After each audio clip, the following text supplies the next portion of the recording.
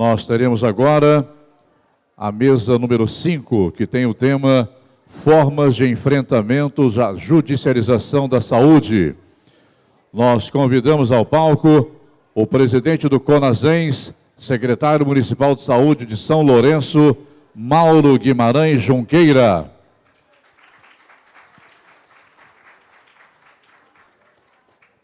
Convidamos o juiz federal e ex-coordenador do Comitê Executivo Nacional do Fórum da Saúde do Conselho Nacional de Justiça, Dr. Clênio Jair Chouzi.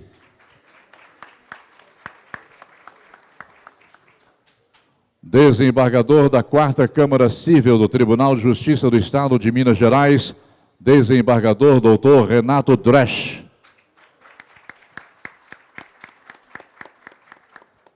Para presidir essa mesa, convidamos o vice-presidente do Conselho Estadual de Saúde de Minas Gerais, senhor Ederson Alves da Silva.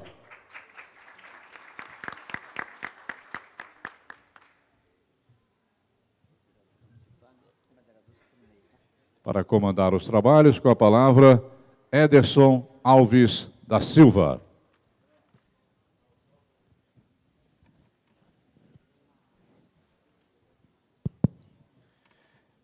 Boa tarde a todas e todos, né? Boa noite, eu acho que já, né?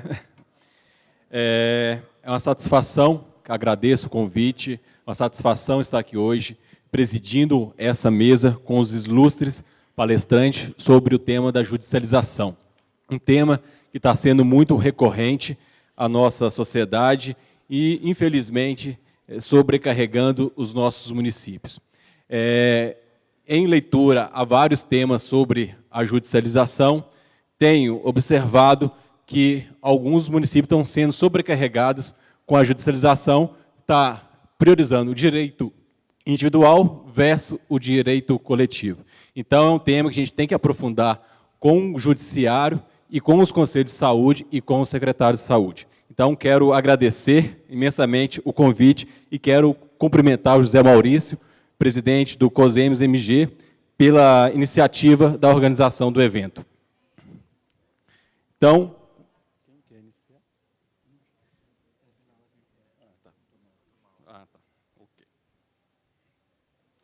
Então, vou passar agora para o Dr. Mauro Guimarães Junqueira, presidente do CONASEMS e secretário municipal de São Lourenço, que vai trazer o tema Experiências Municipais.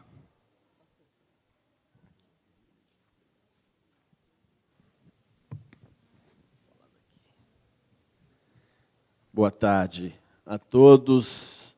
Eu queria cumprimentar a mesa, nas pessoas do Dr. Clênio, nosso juiz federal, coordenador do Comitê Executivo Nacional do Fórum de Saúde do Conselho Nacional de Justiça, saudar nosso querido desembargador da Câmara Civil do Tribunal de Justiça de Minas Gerais, Dr. Renato Dresch.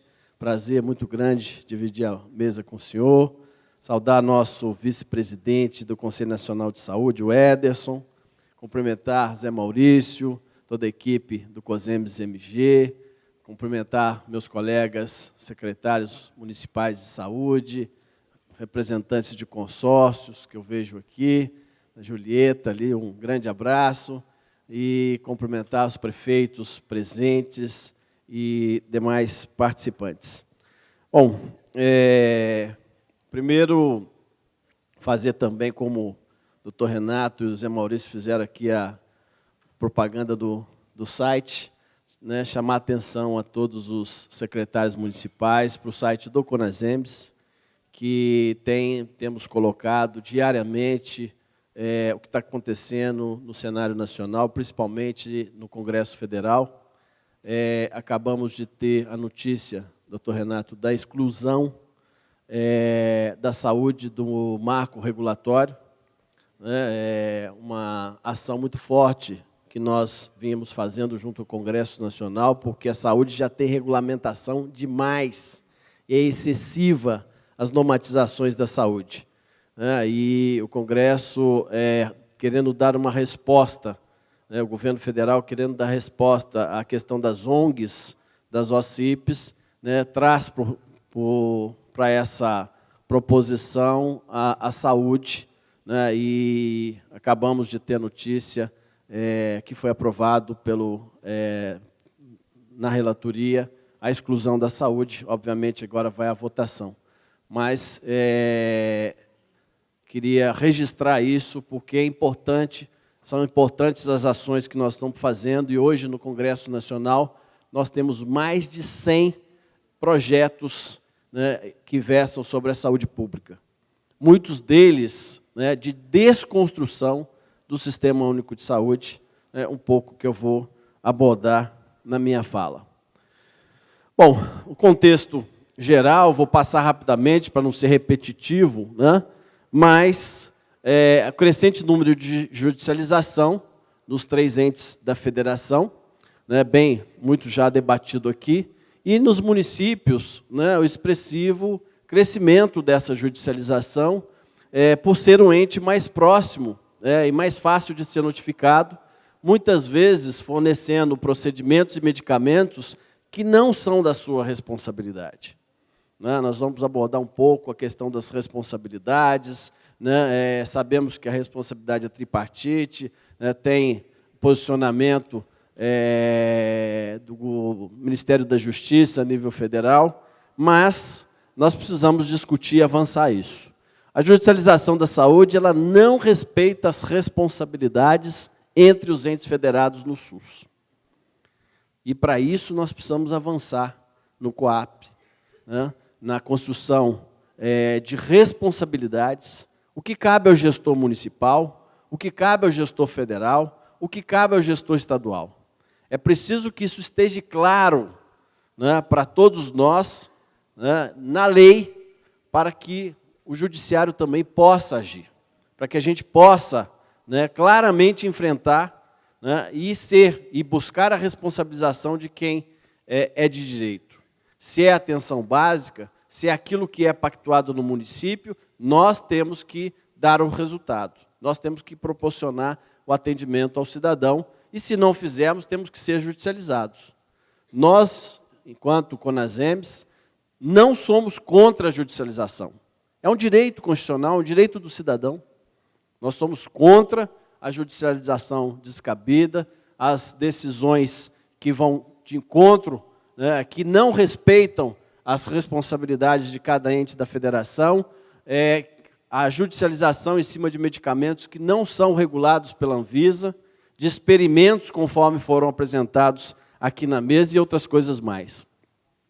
Também um grande número de ações judiciais de usuários de planos de saúde, que tem cobertura das ações e serviços esses negados pelo plano de saúde. Isso onera ainda mais o SUS. Eu recebi um texto essa semana que o cidadão do plano de saúde, com um carro, com a Mercedes, lá em São Paulo, à noite saiu de uma balada e bateu num poste. Se arrebentou, chegou o SAMU, 192, levou ele para um hospital público, para uma emergência, teve todos os exames, tomografia, ressonância, subiu para uma cirurgia, fez uma cirurgia de alta complexidade, com prótese, né, e a hora que foi para uma UTI, tudo do SUS. A hora que ele estava estável, doutor Renato, aí veio uma ambulância com as pessoas vestidas de laranja, do plano de saúde, e levaram ele para um hospital público, um hospital privado do plano de saúde. Ele recuperou a memória, no dia seguinte, falou assim, que bom que eu tenho um plano de saúde que salvou minha vida. Mas é assim que isso acontece no dia a dia. No contexto também, a crescente penalização pessoal de gestores. E aí eu queria chamar a atenção. Em Minas Gerais, na última mudança de prefeitos, na última eleição, nós tivemos 500 novos secretários municipais de saúde, doutor Clênio. Dos 500 novos, em 2 anos e meio, 350 já são novos de novo. Porque os gestores não estão suportando, né, as penalizações que são atribuídas a eles. Né?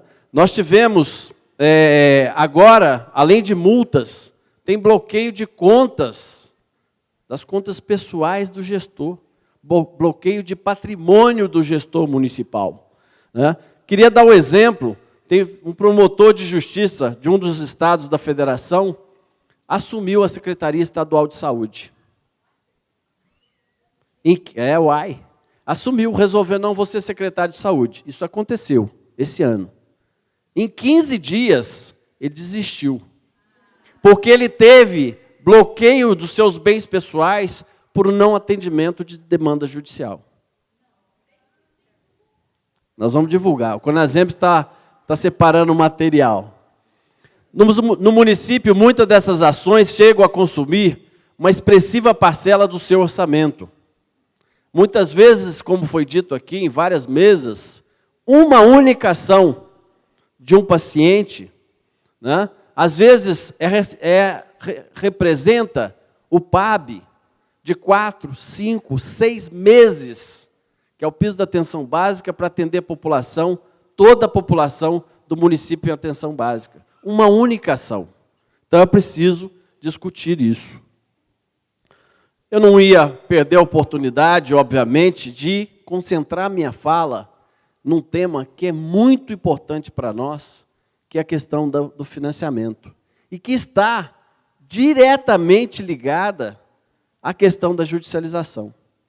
Por que nós não fazemos, por que nós não provemos aqueles atendimentos?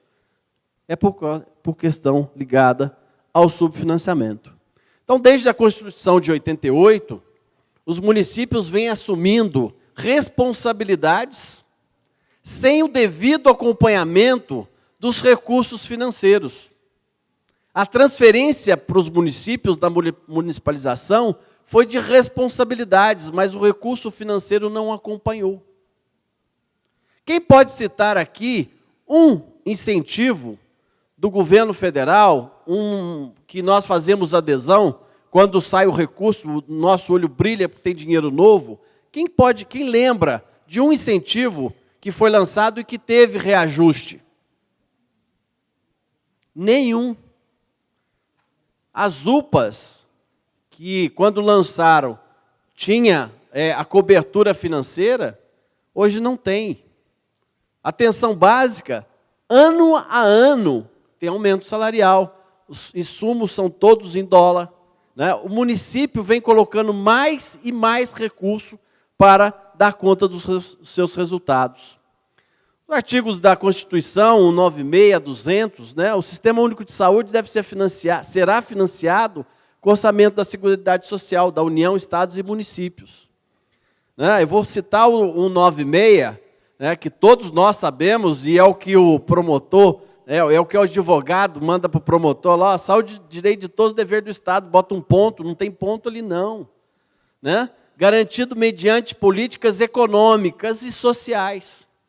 Então, vou dar um exemplo de uma política social que está trazendo problema gravíssimo por ela não existir para o SUS, que é a política de um transporte coletivo de qualidade, que não tem no país inteiro, obriga o cidadão a procurar dar um jeito, porque o transporte coletivo não funciona. Né? Existem incentivos para as montadoras de veículos, principalmente de motocicletas. Essas motos estão aumentando e os acidentes estão nas nossas UPAs, nas nossas unidades de UTI, nos nossos serviços de alta complexidade. Né? É um agravo à saúde, certo? Que interfere diretamente no orçamento da saúde.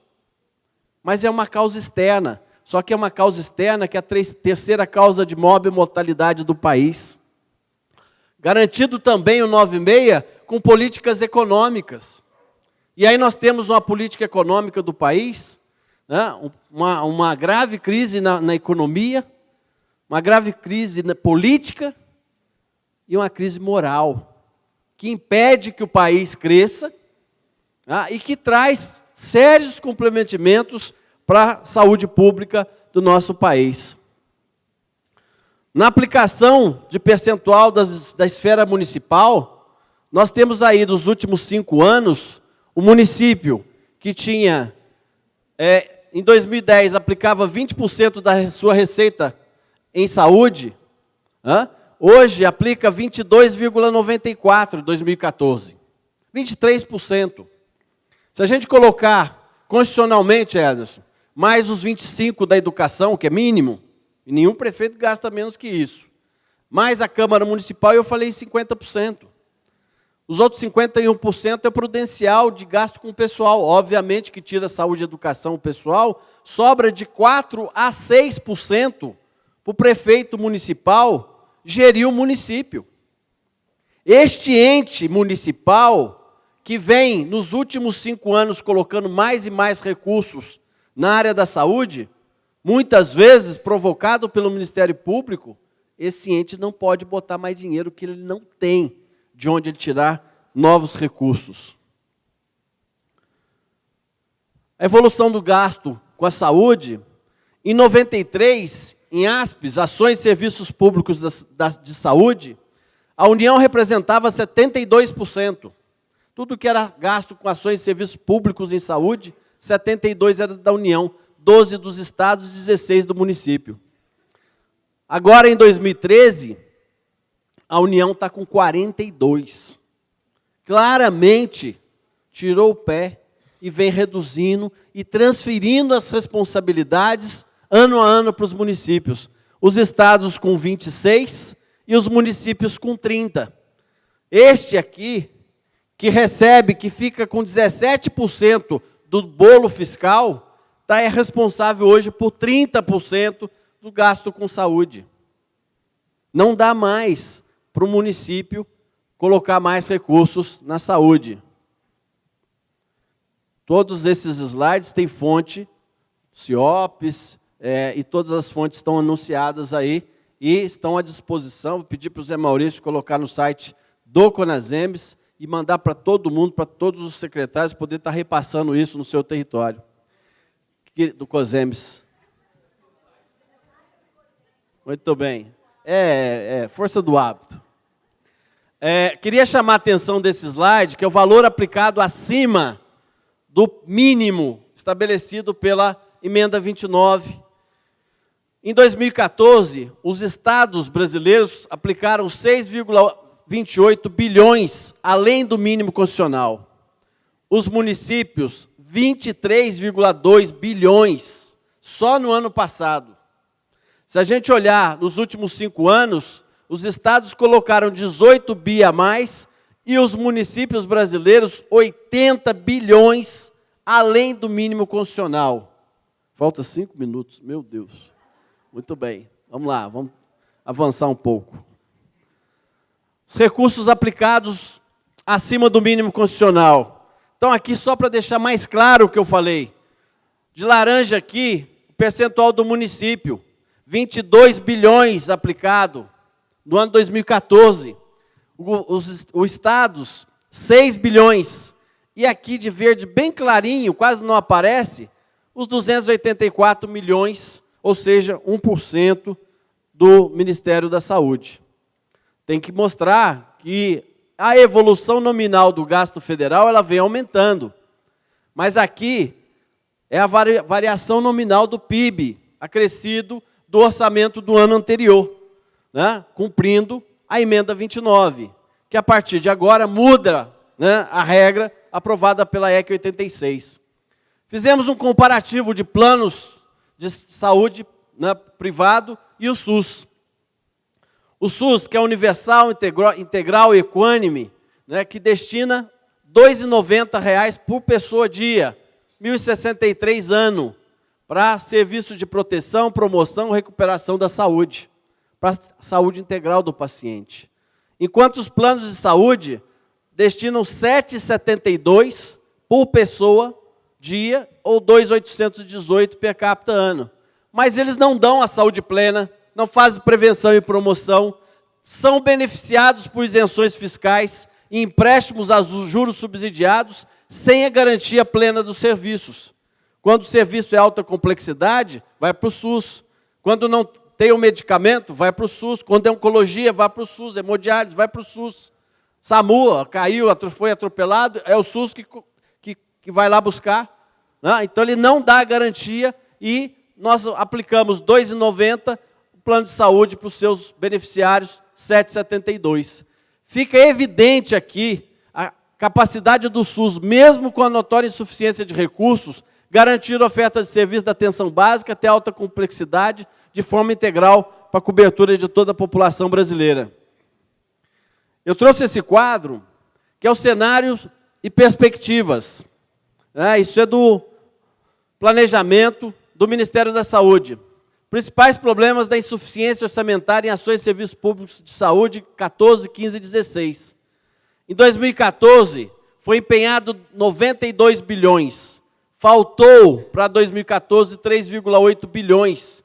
Todos nós lembramos que em dezembro pagou 70% do MAC.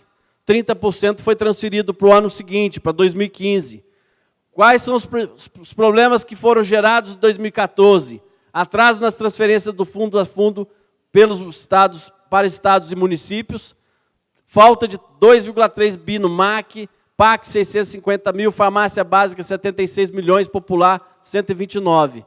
Qual a solução que o Fundo Nacional e o planejamento do Ministério acharam? Fazer o repasse em 2015 utilizando o recurso de 2015, ou seja, transferiram para 2015 como se fosse despesa de 2015. O orçamento de estou correndo pelo tempo, gente. O orçamento de 2014, 15, ações e serviços públicos de saúde, 101 bilhões.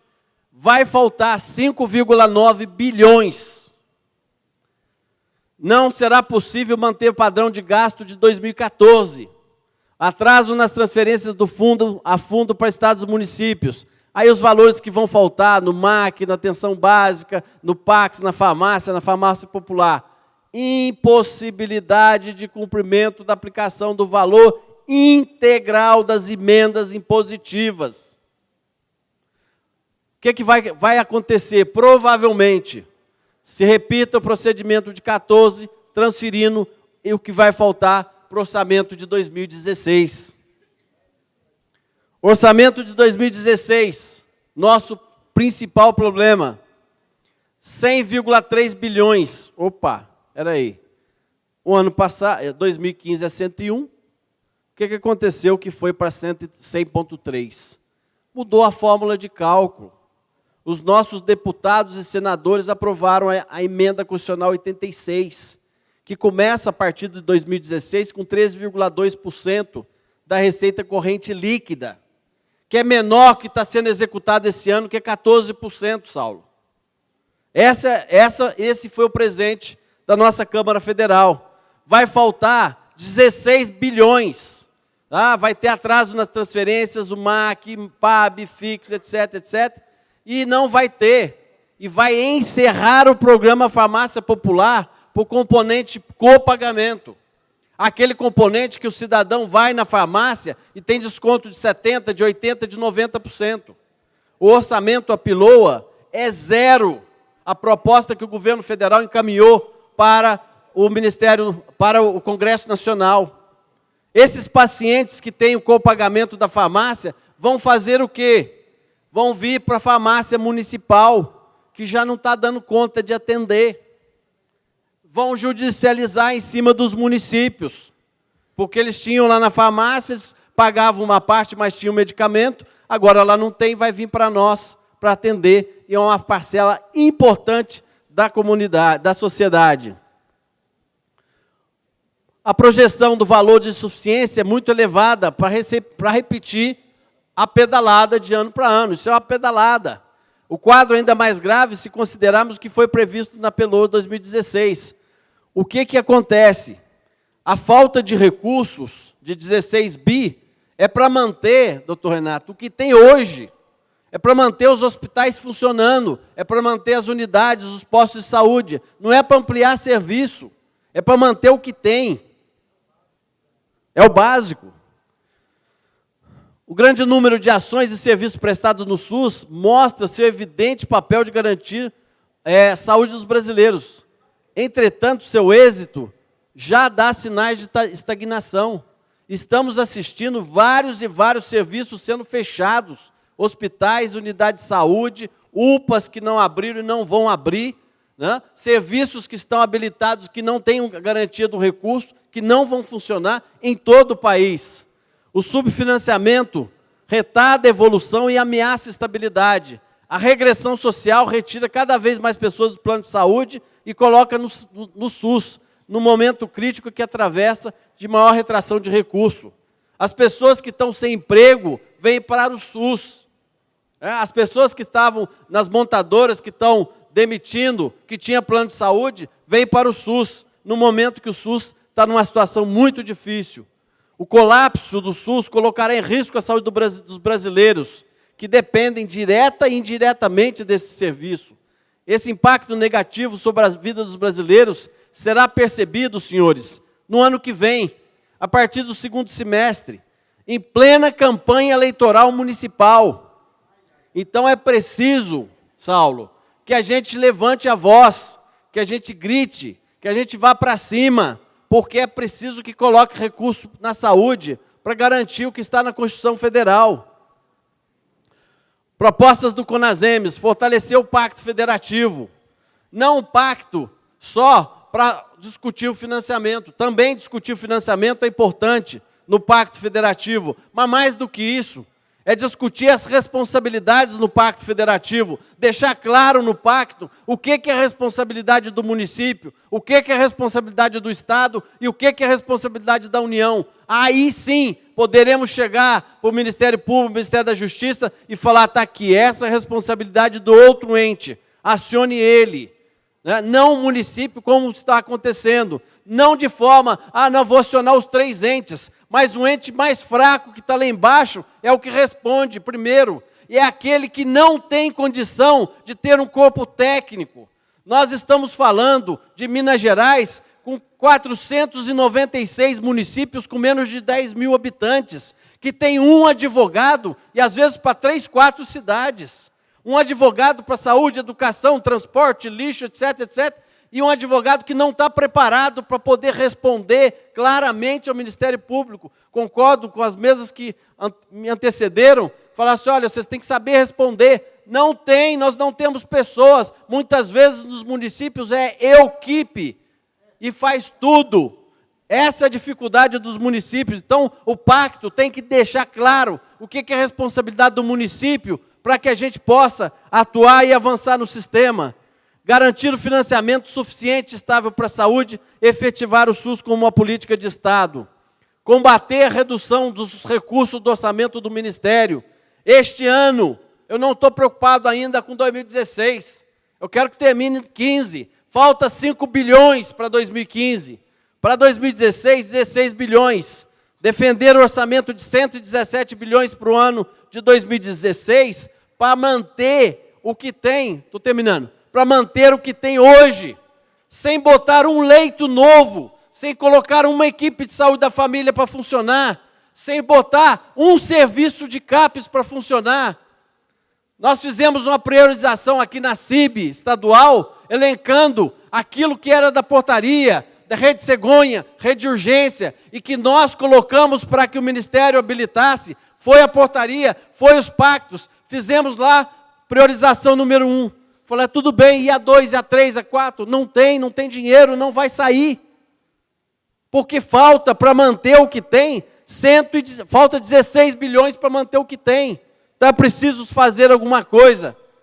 Nossa luta e defesa, apoiar a emenda constitucional 01/2015, que é a PEC 01/2015, que está pronta no Congresso Nacional para ser votada. Ela começa com 15% da receita corrente líquida para 2016, é a única peça orçamentária hoje pronta para ser votado. Não é nenhuma Brastemp, mas é a que tem pronto para ser votado e é preciso apoiar. Mas ela sozinha, que começa com 15, vai a 19,4 em 6 anos, ela não é suficiente para dar conta o ano que vem do que falta ainda.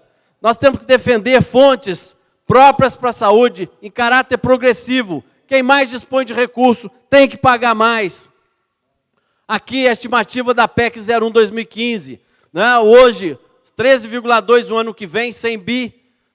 Se a PEC passar 15%, 113. Então, aumentos aqui. Em 2016, 13, 19, 25, 33, 38 bi, bem diferente dos recursos.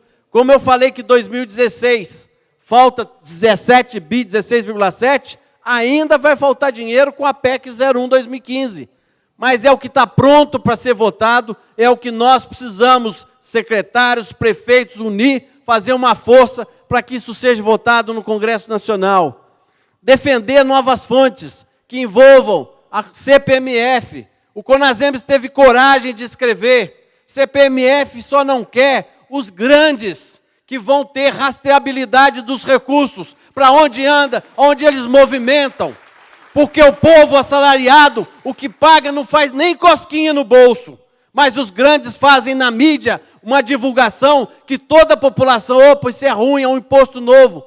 É o imposto mais justo que foi criado. E nós temos que ter coragem de defender se a gente quiser continuar tendo recurso suficiente para manter o SUS vivo. Criação da CPMF, ampliação da alíquota da contribuição social sobre o lucro líquido, revisão tributação sobre heranças, defender fontes que envolvam a taxação de grandes fortunas, trazendo percentual importante para a área da saúde, revisão do DPVAT, os seguros, falei das motos, do acidente de motos, que atrapalham e arrebentam com as nossas unidades de urgência e emergência e de alta complexidade.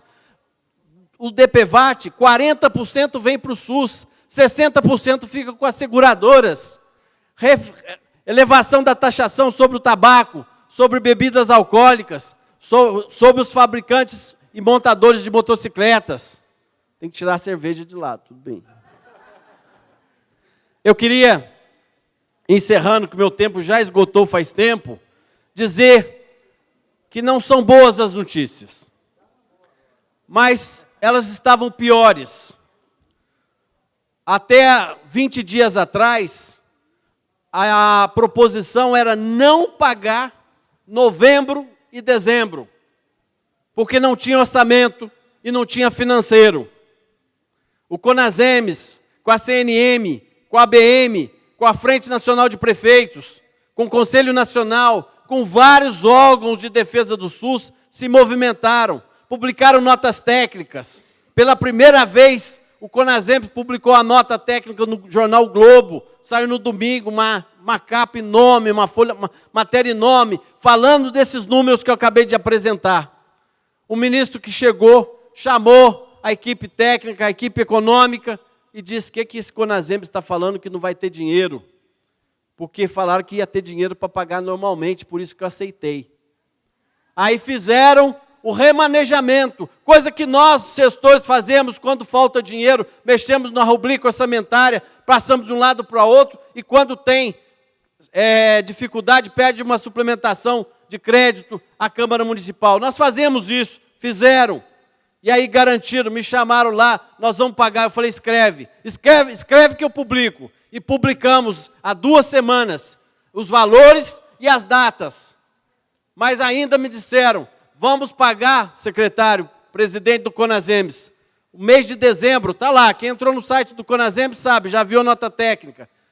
Nós vamos pagar 50%, doutor Renato. No mês, vai pagar 50% do MAC, que paga todos os hospitais, todos os serviços de oncologia, de diálise, paga todos os serviços de média e alta complexidade do país. Vamos pagar 50%. Falei: muito bonito. No mês que eu tenho 1,5 folha de salários para pagar, porque tem 13º, a segunda parcela, e se eu não pagar, eu, gestor municipal, hospitalar, gestor de todos os serviços, depois do dia 20 tem multa para a instituição, para o município, para o hospital, para os serviços que tem esses servidores. Nós vamos pagar 50%. Mas, secretário, dia 2, dia 3 de janeiro, nós pagamos os outros 50%. Não se trata disso. Jogar 4 bilhões para o mês, para o dia 2, 3 de janeiro, significa que vão dar uma pedalada, e já com o meu orçamento que falta 16 bilhões, vai faltar 20. E faltar 20 só para manter o que tem, sem colocar um leito novo, sem fazer uma UPA que está pronta a funcionar, sem fazer uma unidade de saúde que está pronta, e o promotor e o juiz local mandando abrir às custas do município, porque o governo federal não vai pagar se o orçamento não for mudado. Então eu queria pedir a vocês, converse com cada um dos prefeitos, faça uma movimentação. Não é para ir para Brasília, porque chega lá, fica aquele monte de gente em Brasília, os deputados desconversam, enrolam e não votam nada. Mas para fazer pressão, deputado por deputado, senador por senador, para que eles mudem, porque essa semana o governo vai colocar a nova proposta, a revisão da proposta. A revisão traz uma possibilidade de uma receita de 30 bilhões no orçamento federal, que vai impactar em 3, 4 bi na saúde. Mas falta 16, vai faltar 13. É preciso que deputados e senadores tenham coragem de garantir o que está na Constituição Federal e colocar recursos para a saúde. Mas eu não posso gritar sozinho, eu não posso estar publicando nota sozinho, é preciso que o Zé faça isso no COSEMES, é preciso que os prefeitos façam, como a Confederação Nacional de Municípios fez, como a Frente Nacional de Prefeitos, dirigida pelo prefeito Márcio Lacerda fez, publicou e disse claramente, defendemos a CPMF porque é a única forma de manter a saúde do jeito que está. Desculpa, mas eu defendo o Sistema Único de Saúde e para continuar, ser gestor e conseguir dar minimamente aquilo que está na Constituição, é preciso ter dinheiro. Não temos que baixar a cabeça, dizer que problema é gestão. Sem dinheiro, não tem gestão. Muito obrigado.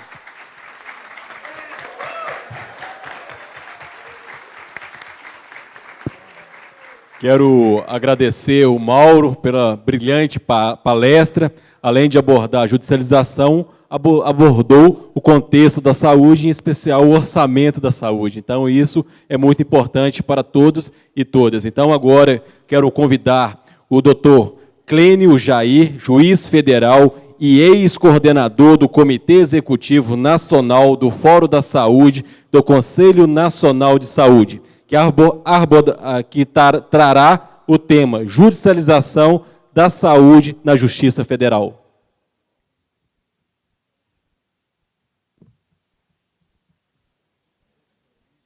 Alô? Boa noite a todos. Quero agradecer, enfim, em nome do COSEMES, aqui do Estado de Minas Gerais, pela deferência, a lembrança do meu nome, enfim, a participar desse evento, saudar os colegas da mesa e saudar em especial todos os gestores, enfim, prefeitos, servidores e secretários municipais que sofrem essa angústia cotidiana decorrente desse fenômeno da judicialização. O que me cabe aqui nesses exíguos 20 minutos é trazer algumas reflexões críticas acerca desse fenômeno e apresentar quais são especialmente as causas desse fenômeno e especialmente tentar apresentar algumas respostas, ou tentativas de respostas de como evitar esse fenômeno da judicialização. Então, eu inicio essa minha intervenção mencionando que o fenômeno da judicialização no Brasil, ele decorre a partir de 3 constatações, ou ele pode ser observado a partir de 3 constatações. A primeira delas é essa aqui, na perspectiva global, na perspectiva nacional de judicialização no Brasil. No Brasil, nós temos hoje 100 milhões de processos judiciais em tramitação no Poder Judiciário Nacional. O último relatório Justiça em Números, que foi divulgado em setembro agora no mês passado, pelo Conselho Nacional de Justiça, apontou 99 milhões e 700 mil processos judiciais em tramitação em todo o Judiciário Nacional. Significa que, se nós somos, se em cada processo judicial existem 2 partes, significa que nós temos 200 milhões de litigantes no Brasil, significa que todos nós somos litigantes no Brasil. Então, esse é o diagnóstico preciso do que se fala do fenômeno da judicialização no Brasil, que e aí a judicialização da saúde é uma das facetas desse fenômeno da judicialização. E é um problema patológico que nos torna os campeões mundiais de judicialização. Nenhum outro país do mundo, se observar do número de processos judiciais com o número de habitantes, tem a quantidade de processos judiciais que nós temos no Brasil. Então, a primeira reflexão que se faz quando se fala em judicialização é exatamente essa perspectiva aqui, desse fenômeno, desse modelo patológico que nós temos instaurado em território nacional. Uma segunda constatação é exatamente esse excesso de ativismo judicial. Ou seja, os juízes do Brasil passaram a tratar de matérias que originariamente não seriam objetos de intervenção do Poder Judiciário. Significa o quê? que os juízes do Brasil passaram a deliberar sobre questões que outrora eram originárias do Poder Legislativo e que outrora eram originárias do Poder Executivo. E a judicialização da saúde é exatamente a demonstração disso, segundo o qual o Poder Judiciário, os juízes do Brasil passaram a se substituir no papel do gestor. E enquanto que caberia ao gestor, e esse é o papel, essa é a missão que a Constituição outorga aos gestores, a concretização das políticas públicas, os juízes do Brasil tomaram para si esse papel de se substituir na figura do gestor e passar não apenas a concretizar, a determinar a concretização daquelas políticas já existentes, mas sim, indo além, determinando a criação de novas políticas públicas no Brasil. O que leva a inúmeras críticas, enfim, decorrentes desse fenômeno, né? Alguns autores dizem que isso se chama judiciocracia, porque o judiciário não teria legitimidade constitucional, legitimidade institucional, legitimidade democrática, porque os juízes não são eleitos e que, portanto, não poderiam exercer esse tipo de papel. E a terceira constatação, né, é essa constatação de que nós vivenciamos hoje no Brasil o chamado ativismo médico. Nós somos, de um lado, campeões mundiais de judicialização, nós somos também campeões mundiais de ativismo judicial, e, ao mesmo tempo, nós somos campeões mundiais de ativismo médico. E o que significa isso? Significa que muitos dos médicos do Brasil atuam, exercem a sua atividade sem a observância dos seus requisitos jurídicos, científicos e éticos. E aí, nós chegamos exatamente no ponto principal, na causa principal desse fenômeno da judicialização da saúde. O nascedouro da judicialização da saúde é uma prescrição médica, é uma orientação médica, que muitas vezes está destituída de critérios jurídicos, científicos e éticos. Então, me parece que quando se vai avaliar esse fenômeno da judicialização da saúde, nós necessariamente precisamos ter em mente essas três constatações. E aí, eu trago aqui, tenho 3 exemplos que demonstram esse fenômeno do ativismo médico e do ativismo judicial. Vou me reportar apenas um deles, que é o caso aqui de Belo Horizonte, de um bebê que precisava de um transplante de intestino, né? E o caso foi demandado aqui ao Poder Judiciário Federal, e o juiz aqui de Belo Horizonte, o juiz federal de Belo Horizonte, concedeu uma tutela antecipada, uma decisão liminar, determinando que a União, no caso era contra a União, pagasse esse tratamento com um custo de $1 milhão, hoje aproximadamente aí 4 milhões de reais, e essa criança, então, pudesse se submeter a esse tratamento, especificamente nos Estados Unidos. E aí, enfim, é óbvio que essa decisão ela deve ser submetida e passada, submetida a muitas críticas, né, enfim, mas o que me chamou a atenção desse caso aqui foi a observação do advogado da família, e que foi divulgado nesse órgão aqui no site do G1. Segundo esse advogado, né, nos Estados Unidos, que é para onde iria a criança, Pedrinho teria que entrar na fila norte-americana de doação, respeitando os critérios de chegada e de compatibilidade com o doador. E a primeira coisa que me vem à mente é, será que o judiciário lá é incompetente nos Estados Unidos? Porque o que nós vemos no Brasil aqui cotidianamente, decisões judiciais determinando o fura-fila, né, determinando que não se observe a fila e que, portanto, imediatamente aquele paciente, aquele cidadão, possa imediatamente ser submetido àquele transplante, àquele tratamento. Coisa que o próprio advogado da família admitiu que não seria possível lá nos Estados Unidos. Então, já fica aqui essa observação, essa crítica, essa reflexão, porque é exatamente isso que nós, especialmente os senhores, né, recebem no cotidiano, no dia a dia, esse tipo de demanda judicial. Então, esses exemplos de ativismo judicial e de ativismo médico demonstram exatamente o que nós vivenciamos hoje e demonstram exatamente qual é o nosso cenário nacional. E aí, diante disso, o que precisamos fazer, melhor dizendo, como evitar tudo isso, conforme consta aqui a pergunta do painel. E me parece que os principais aspectos são exatamente esses. Primeiro, fixar limites a esses profissionais, em especial aos juízes, em especial aos médicos e também aos juízes do Brasil, e, em especial, também fixar critérios de atuação? Por que é preciso que se tenha critérios objetivos e transparentes de atuação desses profissionais? E aí, portanto, nós precisamos investigar qual é o papel e quais são os critérios que os médicos do Brasil, que são os grandes responsáveis pelo fenômeno da judicialização, por quê? Porque é a prescrição médica que desencadeia um processo judicial.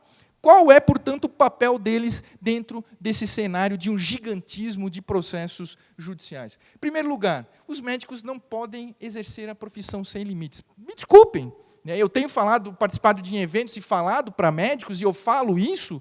Infelizmente, nenhum de nós queremos ter limitações nas nossas atividades, mas infelizmente, ou felizmente, todos nós temos. E isso é natural. Nenhum ser humano, na sua vida particular ou na sua vida profissional, tem poderes ilimitados. E é exatamente isso que nós precisamos deixar muito claro aqui aos profissionais da área médica. E fixar que tipo de critérios, de limites? Limites jurídicos, limites científicos e limites éticos. E onde nós podemos encontrar esses limites para esses profissionais da área médica? Não vou citar aqui a Constituição, mas ela poderia ser utilizada, não vou citar a Lei 8080, mas também poderia ser utilizada, e inúmeras outras leis. Vou trazer aquele diploma normativo, que é o diploma normativo que os médicos gostam sempre de apresentar como um diploma que tutela a atividade profissional deles. Mas esse diploma normativo tutela, mas também regula e limita a atuação dos profissionais da área médica. E o que é que diz a resolução do Conselho Federal de Medicina, que institui o Código de Ética Médica? É exatamente isso. É direito do médico, eu interpreto aqui direito/dever, porque não é apenas um direito, é um dever do médico, indicar o procedimento adequado ao paciente, observadas as práticas cientificamente reconhecidas e respeitada a legislação vigente. Ou seja, se nós desconsiderarmos todos os outros diplomas normativos no Brasil, para mim, no exercício da minha profissão como magistrado federal, eu posso simplesmente citar esse dispositivo aqui. Por quê? Porque ele vai balizar de uma forma completa a atuação dos profissionais da área médica. Por quê? Exercer a medicina observando as práticas cientificamente reconhecidas significa exatamente isso, a medicina baseada em evidências, como já foi mencionado aqui, e respeitada a legislação vigente. O que é que nós temos, então, diante desse cenário que limita, portanto, a atuação dos médicos? É exatamente esse arcabouço normativo que não dá poderes absolutos aos médicos do Brasil de prescrever todo e qualquer medicamento, toda e qualquer tecnologia, como se faz, muitas vezes, no exercício da medicina da experiência, no exercício da medicina da autoridade, ou no exercício da medicina desqualificada, enfim, que causam prejuízo gigantesco ao Estado brasileiro, ao cidadão brasileiro, e aos senhores, enfim, que vivenciam o cotidiano, enfim, desse fenômeno da judicialização da saúde. Então, o que eu gostaria de trazer é exatamente esses atos normativos que são extremamente recentes, vou trazer 2 desse ano, e que passam a limitar de uma forma muito objetiva a atuação dos médicos do Brasil. Se eles não querem ter limites na sua atividade, os gestores do Brasil passaram a limitar de uma forma muito clara e muito objetiva. Lá no meu estado, o governador do estado de Santa Catarina publicou esse decreto aqui, de 30 de junho de 2005, fixando a forma de atuação dos médicos vinculados, médicos e odontólogos vinculados ao Sistema Único de Saúde, lá no âmbito do Estado de Santa Catarina. E estabelece, no artigo 1º, que eles são obrigados a prescrever dentro do que prevê os protocolos clínicos, do Sistema Único de Saúde, as listas padronizadas e os protocolos clínicos. Me parece que é óbvio isso aqui. Agora, por quê? Por que estabelecer esse tipo de ordem? Porque todos os dias se vê médicos prescrevendo tratamentos, tecnologias, medicamentos, próteses ósseas, que não estão contemplados nos protocolos clínicos e que não estão contemplados na lista, enfim, de padronização no âmbito do Estado ou dos municípios. E aí, o artigo 2º estabeleceu o seguinte: olha, excepcionalmente, se o médico quiser prescrever algum tratamento, alguma tecnologia que não esteja prevista nos protocolos ou na lista do município, do Estado, no caso aqui específico do Estado, ele pode fazê-lo, desde que ele apresente justificativa técnica que demonstre, agora isso aqui é importante, a inadequação, a ineficiência a insuficiência da prescrição de medicamento padronizado para o caso concreto. Por quê? Ele precisa assumir a responsabilidade do papel dele. Não basta simplesmente prescrever tecnologias, muitas vezes destituídas de eficácia, de acurácia, de custo-efetividade, e causar um rombo gigantesco para os cofres do município, para os cofres do Estado ou para os cofres da União. Então, esse primeiro ato normativo estabelece exatamente esse tipo de limitação. Por quê? Porque aí o gestor lá do Estado de Santa Catarina, e aí o gestor do município que adotar, e alguns municípios lá passaram a adotar esse ato normativo, e aí eu recomendo aqui que todos os senhores levem aos seus prefeitos municipais que publiquem amanhã mesmo um decreto limitando esse tipo de atuação. E podemos ir ainda mais, ir além. E aí eu trago aqui o segundo exemplo, que é o caso dessa resolução aqui do secretário de Saúde do Estado de São Paulo, também do mês de agosto de 2005, que tratou da mesma coisa, exigiu que os médicos, no âmbito do SUS, lá no âmbito do Estado de São Paulo, passassem a prescrever as tecnologias dentro da política já existente, e não criar novas políticas sem comprovação da eficácia, da eficiência. Só que essa resolução aqui ela foi além. E aqui é o que eu gostaria de chamar a atenção de todos os senhores, que são gestores, dizendo o seguinte, olha, que aqui o médico e o odontólogo, também se for o caso, o que estabeleceu esse parágrafo 4º do artigo 1º? A secretaria, no caso aqui é estadual, mas pode ser a municipal, na quais os senhores trabalham, adotará as medidas cabíveis dentro do que preconiza o Conselho Regional de Medicina e o Estatuto dos Funcionários Públicos do Estado, e, inclusive, para ressarcimento ao erário do custo do medicamento judicializado contra a fazenda do Estado, ou contra o município, no caso, originário da prescrição da rede estadual de saúde em desacordo com as normas e orientações que disciplinam as ações e atividades do SUS. Então, por que eu trouxe esses dois atos normativos aqui, cuja sugestão é exatamente essa de replicar em todos os municípios do Brasil, aqui do Estado e do Brasil? Por quê? Nós precisamos limitar a atuação dos médicos. São eles que deflagram a judicialização da saúde. Se não impusermos um limite na âmbito dos médicos do Brasil, a judicialização ela tem crescido mensalmente. Todos os meses cresce o volume de processos no âmbito do Poder Judiciário. E aí nós precisamos também regular o papel dos juízes do Brasil. Em primeiro lugar, o juiz não tem poderes absolutos, embora muitos pensem que possuam poderes absolutos. E aí um aspecto importante que me parece releva ser mencionado aqui, na linha do que mencionou o Dr. Mauro, enfim, com essa escassez de recursos, uma questão importante é essa, que o Poder Judiciário ele não produz riqueza. Na melhor das hipóteses, ele transfere riqueza. Agora, ele não produz riqueza. Então, os juízes do Brasil precisam se conscientizar, e eu faço essa reflexão exatamente nesse sentido, porque o juiz está na posição mais confortável de todos. Porque não é ele o destinatário da ordem judicial. É o gestor, que não tem condição financeira diante da inexorável escassez de recursos. E aí um outro aspecto importante, que é isso aqui que precisa ser lembrado, é que o juiz não pode ser refém da prescrição médica, e muitos são. E aí o médico prescreve uma tecnologia destituída de eficácia, de acurácia, de custo-efetividade, ou com um tratamento que custa 5 milhões de reais, e o juiz simplesmente, porque há aquela prescrição daquele tratamento, ele simplesmente determina o cumprimento daquela prescrição médica. Não pode, sob pena de nós violarmos a própria jurisdição. Porque, uma vez judicializada a demanda, o juiz precisa avaliar de uma forma exauriente aquilo que foi demandado na via judicial. E aí, inúmeros outros mecanismos, enfim, que os juízes do Brasil podem utilizar. Agora, me parece que um aspecto importante aqui, que deve ser avaliado nesse momento da judicialização da saúde, quando se avalia, quando se julga e quando se judicializa uma demanda de saúde, é exatamente isso aqui.